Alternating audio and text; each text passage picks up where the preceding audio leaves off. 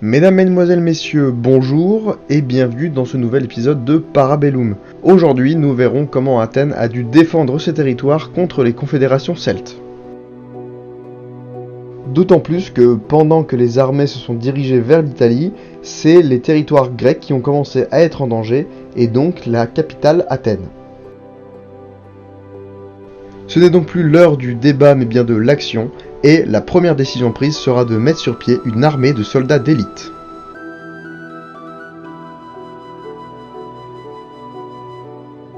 Pendant ce temps, les forces armées descendent vers le sud de l'Europe en écrasant toutes les villes celtes sur leur passage.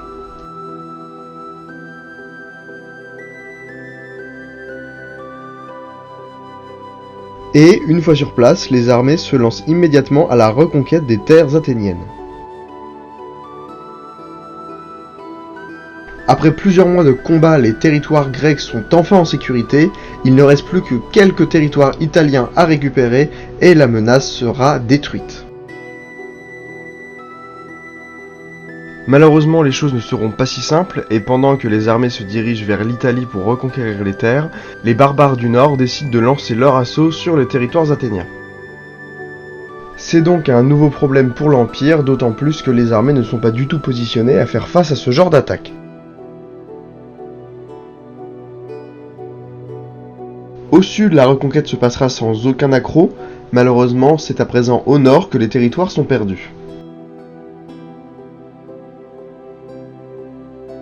Les armées se lancent donc à la protection de la nation, et alors que certains assauts sont repoussés par les garnisons armées sur place, d'autres provinces sont capturées par des armées rebelles.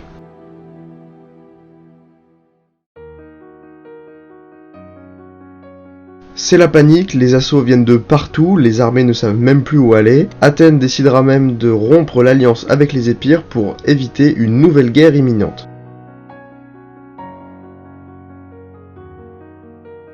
Et pour rendre les choses encore plus compliquées, des alliés d'Athènes demandent de rentrer en guerre avec les Éravis.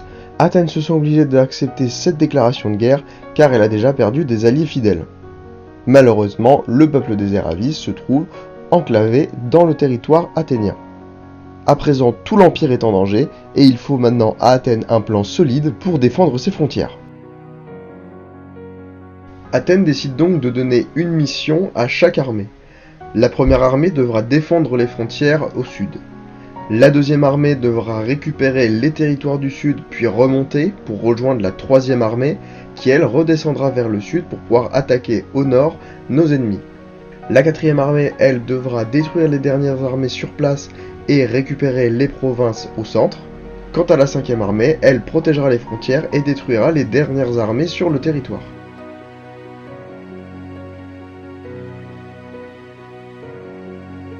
La reconquête se passe plutôt bien et les armées avancent, mais elles avancent doucement car d'autres territoires sont perdus en même temps. Heureusement, les territoires sont plus rapidement gagnés que perdus. Cette guerre profite même aux Boïens de renaître. Ces batailles profiteront même à Athènes pour montrer sa puissance militaire, car sa nouvelle armée de soldats d'élite entre en action. En effet, alors que deux armées ennemies gardaient une province, les soldats athéniens enfoncent les lignes ennemies et détruisent ces deux armées pour reprendre les terres. Ce jour deviendra même la fête nationale de l'Empire, le jour où toute la guerre a basculé. Après cela, quasiment toutes les cités ennemies tombent entre les mains des Athéniens, ce qui permet de sécuriser les frontières de l'Empire. Même les Boïens ne seront pas une exception, et en quelques mois, l'Empire a déclaré la guerre contre eux et les a détruits. À présent, toutes les provinces sont aux mains des Athéniens, et l'Europe est bien plus homogène. Nous allons nous arrêter là pour l'épisode 5 de Parabellum. Dans le prochain épisode, nous verrons que Athènes est encore loin d'une période de paix. Au revoir et à bientôt dans Parabellum.